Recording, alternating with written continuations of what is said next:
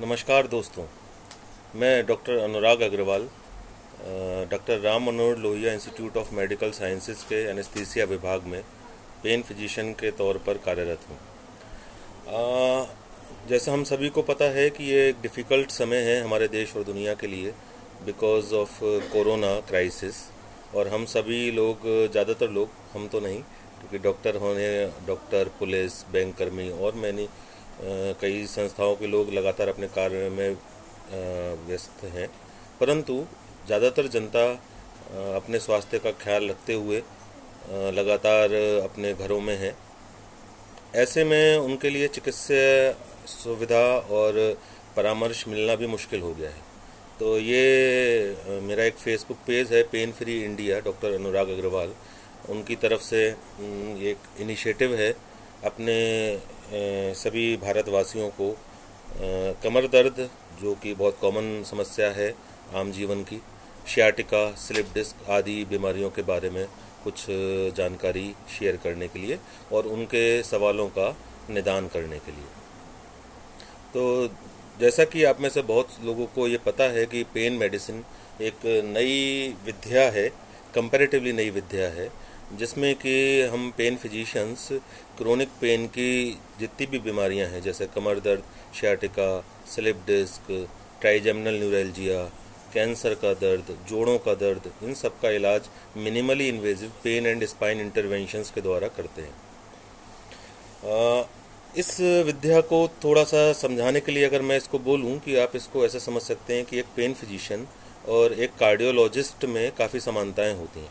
जैसे कि आज से 10 साल 15 साल पहले आपको अगर याद करें तो किसी भी हृदय रोग संबंधी रोग का इलाज बड़े CABG यानी बाईपास सर्जरी के द्वारा होता था।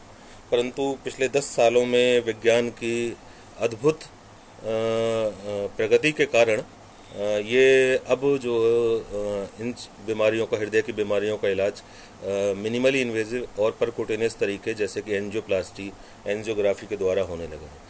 सेम इसी तरीके से पेन मेडिसिन विद्या में हम pain physicians minimally invasive pain and spine interventions का इस्तेमाल करते हुए बगैर किसी बड़े ऑपरेशन के मरीजों को उनके समस्याओं से, जैसे कि स्लिप डिस्क, शियाटिका, कमर दर्द, इन सब का, और ट्राइजेमिनल न्यूरैल्जिया, कैंसर का पेन, इन सब का हम लोग इलाज अपने इस विद्या द्वारा करते हैं।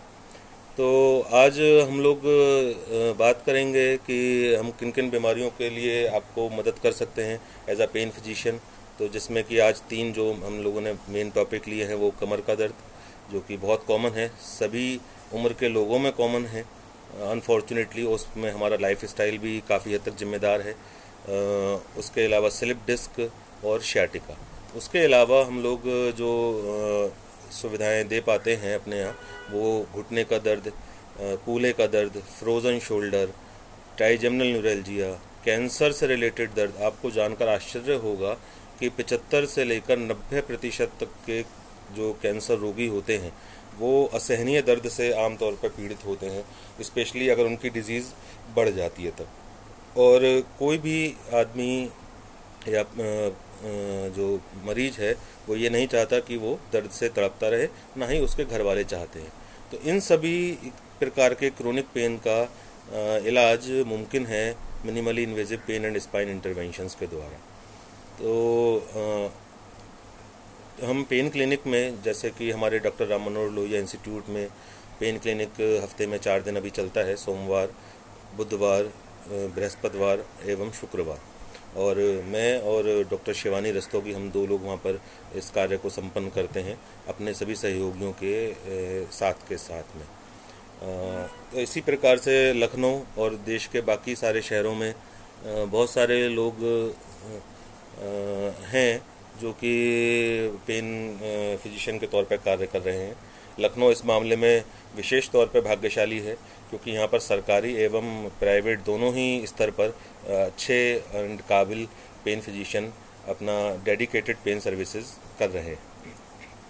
तो आज हम लोग बात करेंगे कमर दर्द से सबसे पहले बचाव के लिए।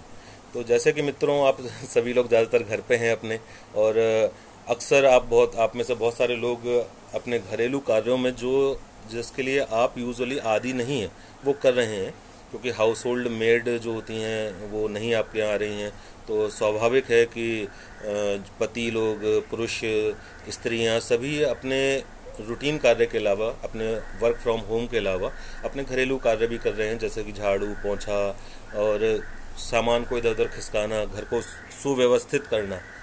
तो उस समय आपको कोई झटका ना लगे, ये एक इम्पॉर्टेंट चीज़ है, जिससे कि आपके कमर में कोई दर्द ना हो।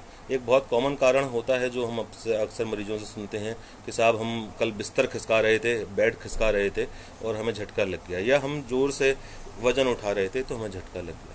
तो इसके दौरान इम्पोर्टेंट ये है कि जब आप कोई वज़न उठाएं, भारी वज़न उठाएं, तो आप आगे झुक के ना उठाएं, आप ज़मीन पहले नीचे बैठें और फिर दोनों हाथों के सहारे से उसको ऊपर उठाएं। उस तरीके से ये एक सही तरीका होता है किसी भी वज़न को उठाने का। लेकिन हम लोग कई बार अनजाने में या जल्दी में आगे झुक के झटके से वज़न उठाते हैं, जिसकी वजह से कमर में दर्द हो जाता है। दूसरा एक चीज़ है कमर और गर्दन दोनों के लिए ही, चूँकि आजकल खाली समय भी काफ़ी है, अगर आपको घर पर ही रहना है अपनी और औरों की सुरक्षा के लिए, तो ऐसे में आप बहुत सारा समय अपना मोबाइल फ़ोन और डिजिटल टाइम बिता रहे हैं। उस दौरान आप जब मोबाइल देख रहे होते हैं लेट कर, एक अस्वाभाविक पोस्चर में लेटे हुए हैं और आप लगातार देखे जा रहे हैं मोबाइल या लैपटॉप, तो वो भी आपके गर्दन और कमर के मांसपेशियों पर और हड्डियों पर बुरा प्रभाव डाल रहा है। तो अभी ये तो कहना पॉसिबल नहीं है कि आप किसी जिम में जाइए कि एक्सरसाइज करिए, परंतु अपने घर पर ही रहकर आप जो कर सकते हैं अपने स्वास्थ्य का ध्यान रखते हुए आप ज़रूर से अपनी फिज़िकल एक्टिविटी को मेंटेन करिए। यदि आपके पास में घर के अंदर ही थोड़ा टहलने की जगह है तो ज़रूर टहलिए, और थोड़ा सा योगासन और बाकी एक्सरसाइज अपने आप को करके अपने आप को फिट रखिए। तो आज हम लोग जो हमारा मेन टॉपिक है वो है कमर का दर्द। तो कमर के दर्द के बहुत सारे कारण होते हैं, और ये आपको जानकर खुशी और आश्चर्य होगा कि करीबन 75 से लेकर 90% तक के कमर के दर्द और शियाटिका के मरीज स्वाभाविक तौर पे 6 से 8 हफ्ते में ठीक हो जाते हैं, और इसमें कुछ करने की आवश्यकता नहीं होती, केवल थोड़ा आराम और थोड़ा दवाइयों से ही काम चल जाता है। परंतु 10% मरीज जिनका कि दर्द 6 हफ्ते से लेकर 12 हफ्ते से ज़्यादा अवधि का हो जाता है, ये क्रोनिक पेन बदल जाता है, और ये क्रोनिक पेन को ठीक करना, इसकी डायग्नोसिस करना ही हम लोगों की विशेषज्ञता है एज अ पेन फिजिशियन। तो कॉमनली जैसा कि सभी लोग समझते हैं कि कमर दर्द का एक मेजर कारण होता है स्लिप डिस्क, जिसकी वजह से कमर में दर्द होता है, और मैनी टाइम्स शियाटिका होता है, जिसमें कि पैर के अंदर करंट जैसा दौड़ना, दर्द दौड़ना, झुंझुनी होना, सुनपना होना, इस तरह की चीज़ें होती हैं। तो इसके लिए आप लोग हम लोगों को ध्यान रखने की ज़रूरत है कि इसमें 3 या 4 मेन कारण होते हैं कमर दर्द के, जो कि क्रोनिक हो जाता है। एक होता है डिस्क, स्लिप डिस्क जिसको बोलते हैं, या प्रोलैप्स इंटरवर्टिब्रल डिस्क भी बोलते हैं।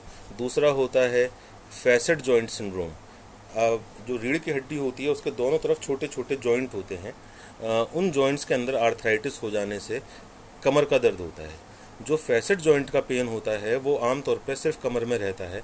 दूसरा, ये आमतौर पर ज़्यादातर जो एजड पॉपुलेशन है 50 एंड ऑनवर्ड, उनमें ये एक मेजर कारण है कमर दर्द का।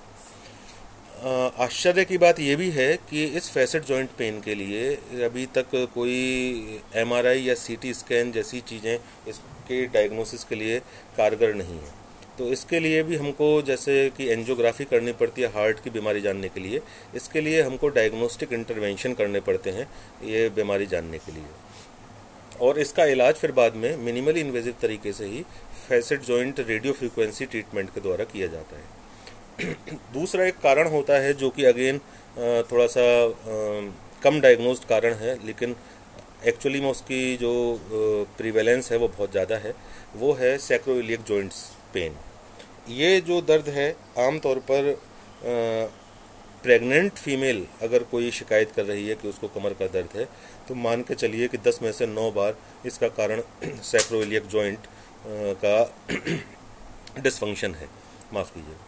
तो इसको भी डायग्नोसिस के लिए अगेन डायग्नोस्टिक इंटरवेंशन और इलाज के लिए भी इसका मिनिमली इन्वेजिव इंटरवेंशन व रेडियो फ्रीक्वेंसी ट्रीटमेंट ही कारगर है सारी दुनिया में। फिर आता है इलाज, जो बात है एक कमर के दर्द का कारण, ख़ास तौर से बुज़ुर्गों में जो 70 साल 65 साल या और उससे ज़्यादा उम्र में अचानक से जो कमर का भीषण दर्द होता है, उसका एक कारण होता है ऑस्टियोपोरोसिस की वजह से उनकी हड्डियों का दब जाना, रीढ़ की हड्डी का दब जाना। इसको बोलते हैं हम लोग ऑस्टियोपोरोटिक वर्टिब्रल कंप्रेशन फ्रैक्चर।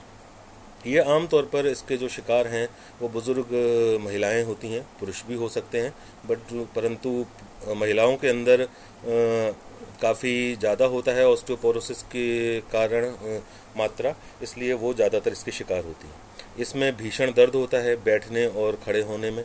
तो आम तौर पर जो इसका कन्वेंशनल इलाज माना जाता था वो ये था कि आप कंप्लीट बेड रेस्ट करा दें, एब्सोल्यूट बेड रेस्ट करा दें और दवाइयाँ देते रहें और उम्मीद करें कि वो हड्डी जो दब गई है, चटक गई है, वो अपने आप बेहतर हो जाएगी। परंतु इसमें लेटर ऑन देखा गया कि इस वाली विधि का कि बेड रेस्ट करा देना इस कामयाब नहीं है। उसका कारण क्या है कि पेशेंट ऑलरेडी ऑस्टियोपोरोटिक है, उसकी हड्डियाँ कमज़ोर हैं और ऐसे मरीज को आपने और उसके बिस्तर से बांध दिया, हिलने नहीं दिया, तो उससे उसकी हड्डियाँ और तेज़ी से कमज़ोर होने लगी। तो एक विशियस साइकिल शुरू हो जाती है। साथ ही साथ जो मसल पावर है वो लॉस होने लगती है बेड रेस्ट के द्वारा। तो अभी हम पेन फिजिशियंस और पेन मेडिसिन विज्ञान के अनुसार more than 2 days bed rest is harmful and यही अप्लाई होता है आमतौर पर कमर के दर्द के लिए भी, कि शियाटिका हो रहा है।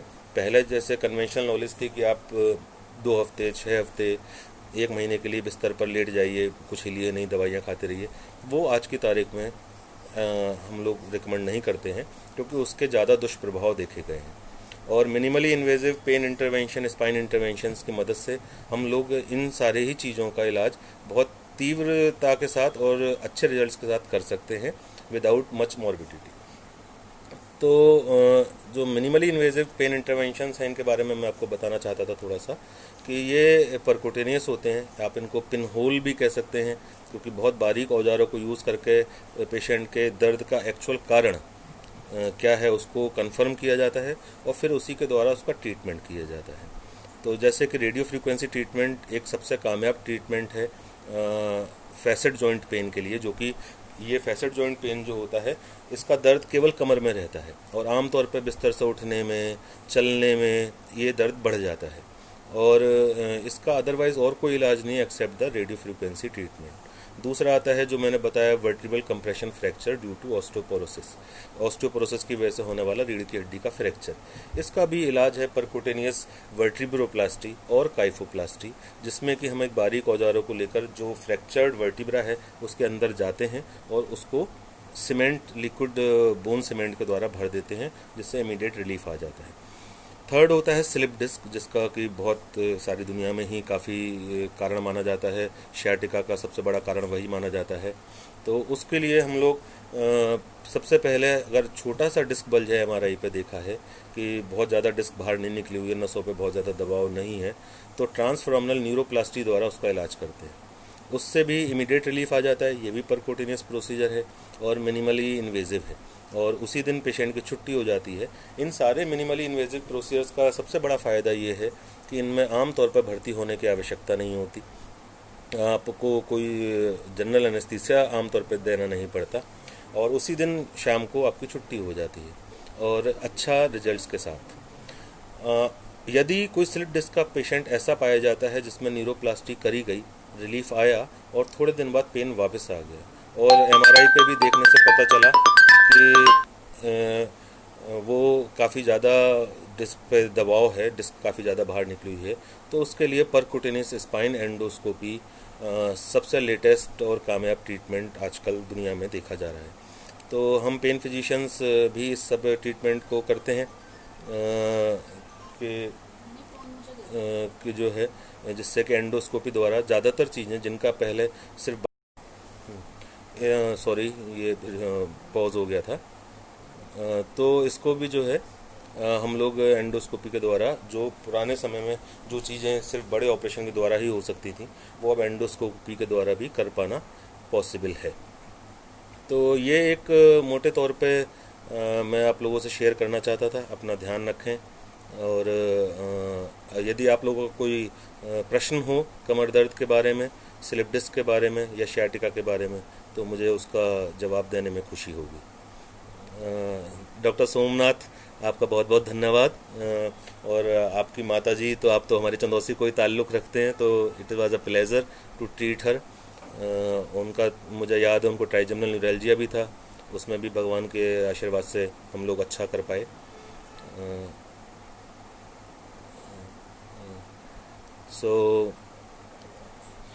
इस समय ये कोरोना काल है, तो इस समय हम सबकी जिम्मेदारी यही है कि हम अपना भी ध्यान रखें और अपने साथ वालों का, अपने पास वालों का भी ध्यान रखें। किसी भी चीज़ को टच ना करें, टच करते हैं तो हाथ धोएं और बाहर कम से कम निकलें जब तक कि ये आपदा टल नहीं जाती। और इस दौरान भी हम लोग कोशिश करें कि जो ज़रूरतमंद हैं उनकी कुछ कुछ हेल्प कर सकें अपने अपने सामर्थ्य के अनुसार। तो यही एक हमारा इस समय मोटो होना चाहिए और हमारा कोशिश होनी चाहिए कि हम अपने देश के समाज की मदद कर सकें। तो यदि आपका कोई क्वेश्चन है तो मुझे खुशी होगी स्लिप डिस्क के बारे में, कमर के दर्द के बारे में या शियाटिका के बारे में जानने के लिए, या मिनिमली इन्वेजिव इंटरवेंशंस के बारे में जानने के लिए। तो आप कृपया इसको लिखें। तो अगर मैं दोबारा से उसको रिकैप्चुलेट करूं कि क्या क्या चीज़ें आपको ध्यान रखना है करते वक्त, कि आगे झुक के झटके से वज़न नहीं उठाना है। कोई भारी वज़न अगर उठाना भी है तो पहले नीचे बैठना है, फिर उसको दोनों हाथों की मदद से उठाना है। और अपने घर में यदि आपकी जगह है तो आप उसको टहलने के लिए इस्तेमाल करें। थोड़ा योगासन ज़रूर करते रहें और अपने फिज़िकल एक्टिविटी बनाए रखें। बहुत देर तक एक पोस्चर में ना रहें। मोबाइल और डिजिटल मीडिया का इस्तेमाल जब आप कर रहे हैं तब भी आप ध्यान रखें कि हर आधे घंटे में 5 मिनट का ब्रेक ज़रूर लें, जिससे कि आपकी गर्दन एवं कमर की मांसपेशियां ठीक रहें। और यदि आपको किसी को किसी प्रकार का कोई क्रोनिक पेन है तो उसके लिए आप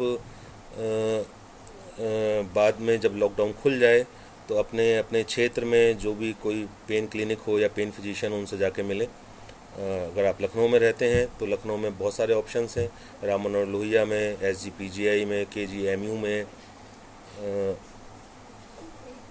और उसके लिए जो है तो ये तृप्ति जी ने पूछा है कि उनकी कमर में काफ़ी दिनों से दर्द है, कृपया सलाह दें। तो आपके, अगर तृप्ति जी ये आपका कमर का दर्द अगर सिर्फ कमर में ही है और तो आप इसको, और कितने दिन से है, ये 2 चीज़ें हमें जानना आवश्यक है। और अगर खाली आपको काफ़ी दिन से दर्द है तो मेरी राय ये है कि आप किसी पेन फिजिशियन को दिखाएं, वो इसका कारण जानने की कोशिश करेंगे, क्योंकि ये फैसेट जॉइंट पेन भी हो सकता है अगर ये पैर में नहीं जा रहा है, और इसका एक सफल इलाज रेडियो फ्रीक्वेंसी के द्वारा किया जा सकता है। कनुप्रिया जी ने पूछा है कि गर्दन के दर्द के कारण, गर्दन के दर्द का मेन कारण जो होता है वो आमतौर पर आजकल के जीवन में वो मोबाइल फ़ोन का एक्सेसिव इस्तेमाल और specially in the wrong posture, ये एक बहुत कॉमन कारण है। हम सभी लोगों को एक तरीके से मोबाइल फ़ोन की आदत लग गई है, तो हमें इसमें ध्यान देना चाहिए। दूसरा एक इसमें इम्पॉर्टेंट पॉइंट है कि जब आप कंप्यूटर पे काम कर रहे हैं, क्योंकि आजकल बहुत सारे लोग कंप्यूटर्स पे काम करते हैं, तो उसके लिए जो है आपको ध्यान रखना है कि जब आप कंप्यूटर पर टाइपिंग कर रहे हो, 2 चीज़ों का आपको ध्यान रखना आवश्यक है। जब आप कंप्यूटर पर टाइपिंग कर रहे हो तो आपकी जो कोहनियाँ हैं वो हवा में लटक ना रही, वो सपोर्टेड हों। सेकंड, आपको ध्यान रखने की आवश्यकता है कि जो आपकी कंप्यूटर स्क्रीन है वो आपके आंखों के लेवल पर होनी चाहिए। आप गर्दन ऐसे या ऐसे नहीं होनी चाहिए, क्योंकि आप जब ऐसे रखते हैं तो जो मांसपेशियां हैं उन पर अनुचित दबाव पड़ता है, तो उसकी वजह से जो है गर्दन का दर्द काफ़ी होता है।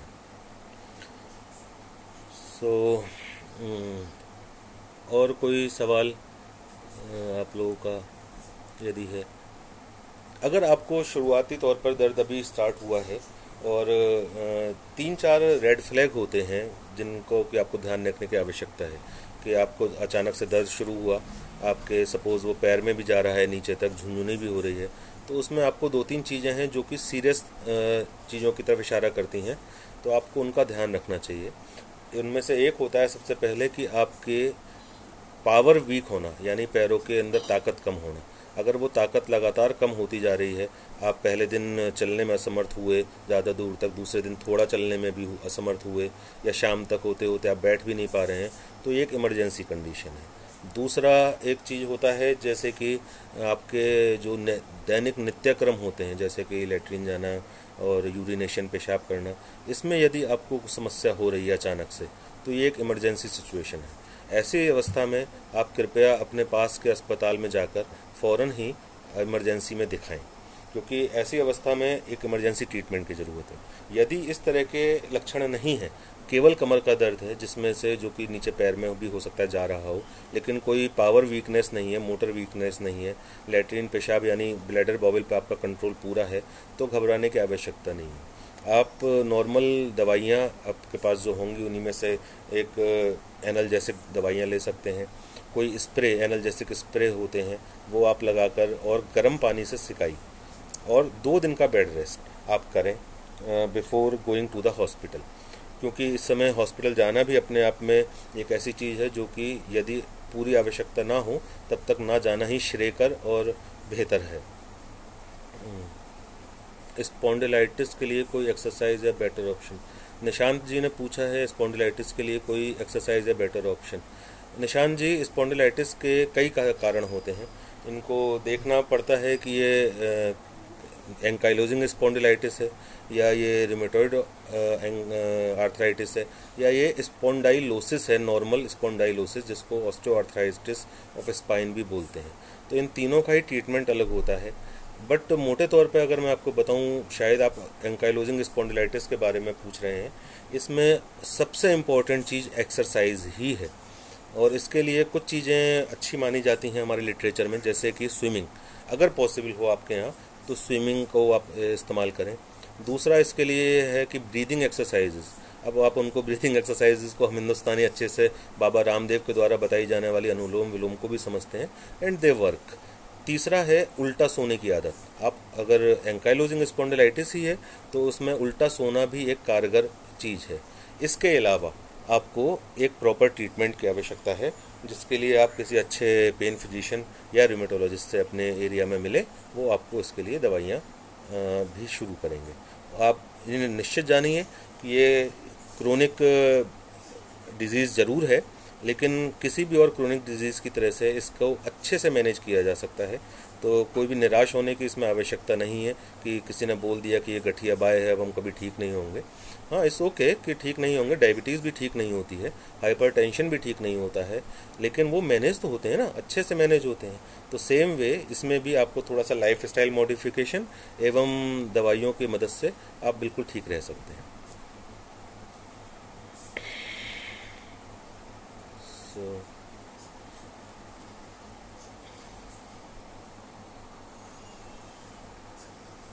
तो मुझे लगता है आज के लिए इतना काफ़ी है।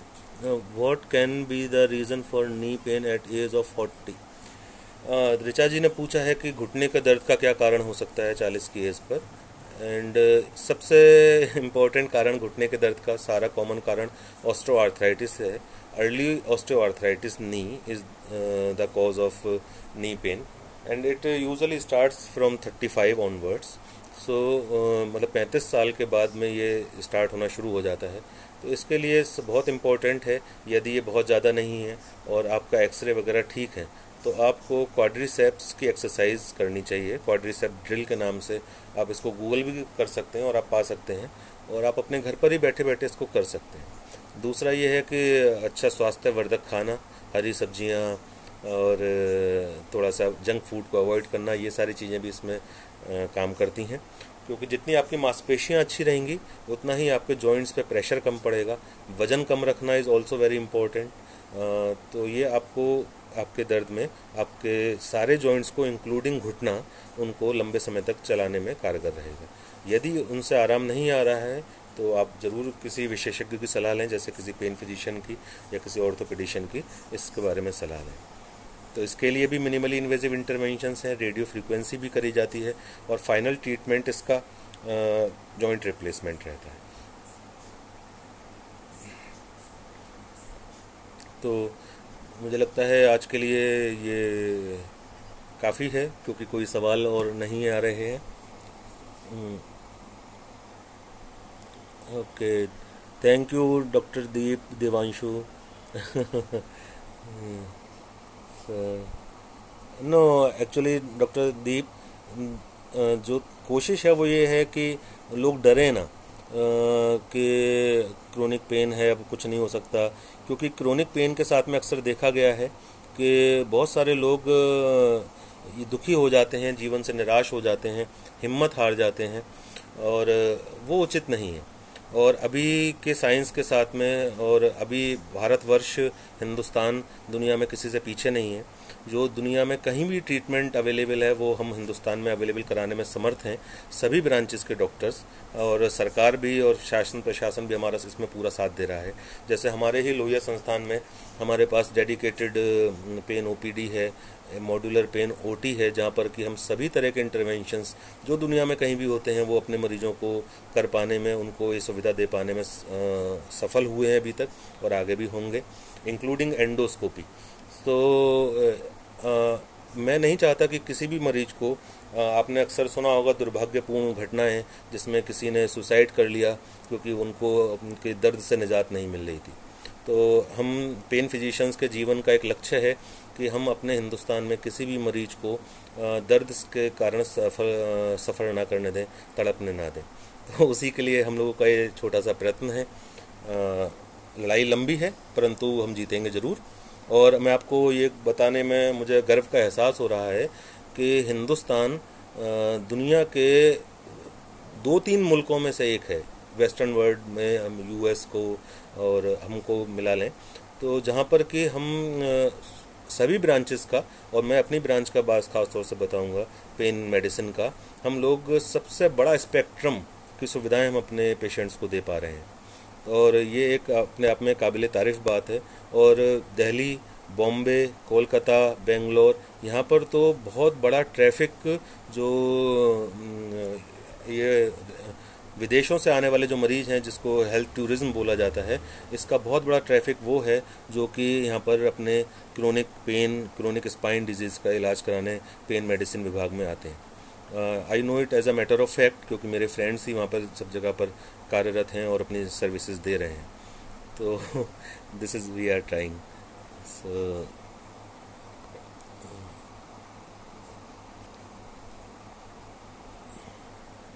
मुझे आजकल लग रहा है लेग पेन हो रहा है। दीपिका जी, आपको केवल एक पैर में दर्द हो रहा है तो उसका कारण घुटने का हो सकता है, या फिर सिंपल मांसपेशियों का दर्द भी हो सकता है। और यदि और एक बहुत कॉमन कारण है अगर इस तरह का पेन जो कि कमर से नहीं आ रहा है, केवल पैरों में हो रहा है, वो है विटामिन डी की कमी। तो मैं सजेस्ट करूँगा, और महिलाओं में ये और काफ़ी कॉमन होती है बिकॉज ऑफ मैनी रीजंस, तो मैं आपको सजेस्ट करूँगा कि एक बार अपना विटामिन डी का परीक्षण करा लें और उसके बाद में किसी पेन फिजिशियन से मिलकर किसी पेन क्लिनिक में दिखाकर इसका समुचित इलाज लें। आराम से ट्रीटेबल है। और यदि ये कमर से पैर में जा रहा है दर्द, तब ये इसका कारण आपका डिस्क भी हो सकता है, सैक्रोइलिक जॉइंट पेन भी हो सकता है। इसके लिए आपको जब लॉकडाउन ख़त्म हो जाए तब आप जो है जाकर किसी पेन क्लिनिक में या किसी पेन फिजिशियन को जाकर संपर्क करें। वो पक्के से आपका इसका डायग्नोसिस बनाएंगे और इसका सही और ट्रीटमेंट करेंगे।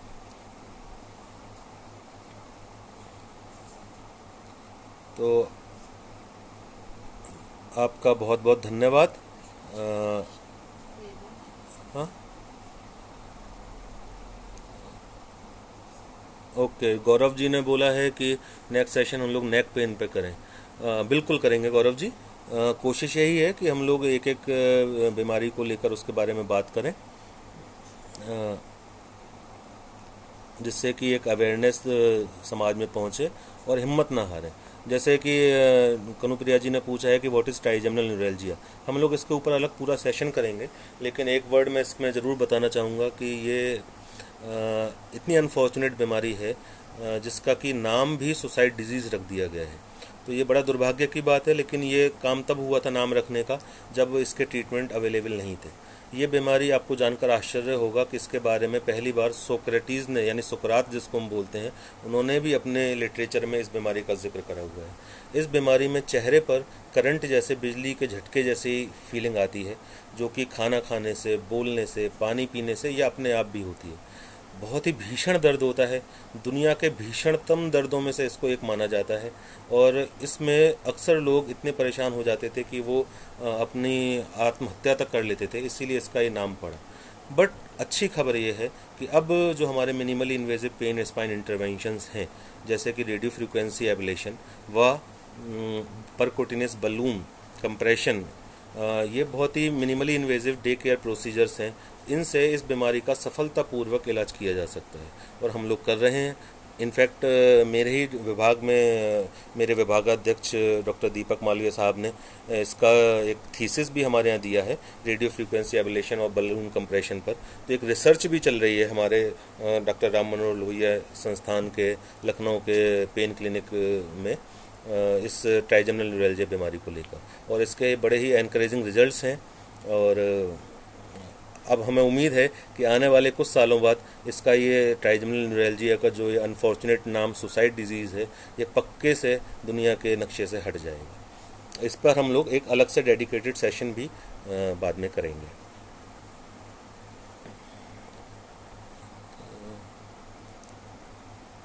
डिस्क कंप्रेशन, शार्दुल जी ने पूछा है डिस्क कंप्रेशन के बारे में। शार्दुल जी, डिस्क कंप्रेशन एक बड़ा कारण है शियाटिका का। शियाटिका यानी रेडिकुलोपैथी, यानी कि जिसमें कमर से दर्द शुरू होकर नीचे पैर में जाता है। साथ में कई बार उसमें झुनझुनी या न्यूरोपैथिक फीचर्स भी होते हैं, कई बार सुनपना भी होता है। तो इसकी डायग्नोसिस आमतौर पर एमआरआई के द्वारा बनती है, और इसका ट्रीटमेंट जैसे मैंने पहले बताया था कि अगर दबाव कम होता है, एमआरआई से हमको पता चलता है, एग्जामिनेशन से पता चलता है, तो और पेशेंट अगर दवाइयों को रेस्पॉन्ड नहीं कर रहा होता, तब हम इसमें ट्रांसफॉर्मनल न्यूरोप्लास्टी करते हैं। ये एक मिनिमली इन्वेजिव इंटरवेंशन है और उसी दिन सी आर्म फ्लोरोस्कोप की मदद से ओटी के अंदर किया जाता है, और इसको पेशेंट को, ज़्यादातर पेशेंट्स को आराम आ जाता है। परंतु यदि डिस्क का कंप्रेशन ज़्यादा है और पेशेंट को आराम नहीं आ रहा है न्यूरोप्लास्टी से, या कम दिन के लिए आराम आ रहा है, तो इसके लिए परक्यूटेनियस स्पाइन एंडोस्कोपी एक अच्छा ऑप्शन है, जिसमें कि अगेन एक बटन होल जितना, यानी आप इतना बड़ा छोटा सा समझिए होल बनाकर उसके थ्रू बहुत बारीक औजारों को ले जाकर और जो डिस्क निकल के नसों पे दबाव दे रही होती है उसको केवल हटा दिया जाता है। That is a permanent treatment, वो पक्का ट्रीटमेंट है। और उससे आमतौर पर ज़्यादातर मरीज, जैसे कि आमतौर पर ज़्यादातर मरीज एंजियोप्लास्टी से ठीक हो जाते हैं, उनको बाईपास से बचाव हो जाता है, सेम वे ज़्यादातर मरीज परक्यूटेनियस स्पाइन एंडोस्कोपी से ठीक हो जाते हैं और उनका ओपन स्पाइन सर्जरी से बचाव हो जाता है।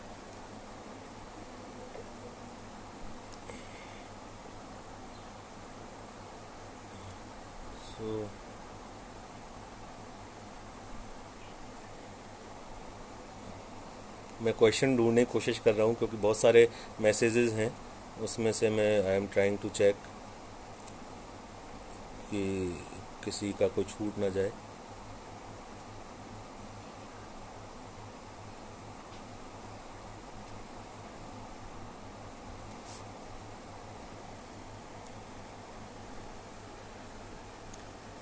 क्या? हाँ, रेनू जी ने पूछा है क्या एक्सरसाइज से एल्बो पेन में आराम आ सकता है? नहीं, जो एल्बो पेन आमतौर पर रहता है उसके कई कारण होते हैं। जहाँ तक मैं समझ रहा हूँ कि आप बात कर रहे हैं टेनिस एल्बो या गोल्फर एल्बो की।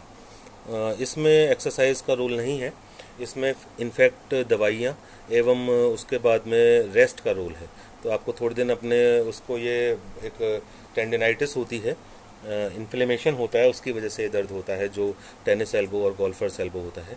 तो इसके लिए आपको रेस्ट एवं दवाइयों की, और यदि दवाइयों से आराम नहीं आता तब इसका ट्रीटमेंट होते हैं जो हमारे मिनिमल इन्वेजिव ट्रीटमेंट है, वो उसमें एक PRP, platelet rich plasma therapy, वो ज़्यादातर मरीजों में कारगर पाई गई है। तो यदि आपको दवाई एवं रेस्ट से आराम नहीं आ रहा है तब फिर आपको पीआरपी थेरेपी के लिए जाना चाहिए, ऐसा मेरा मानना है।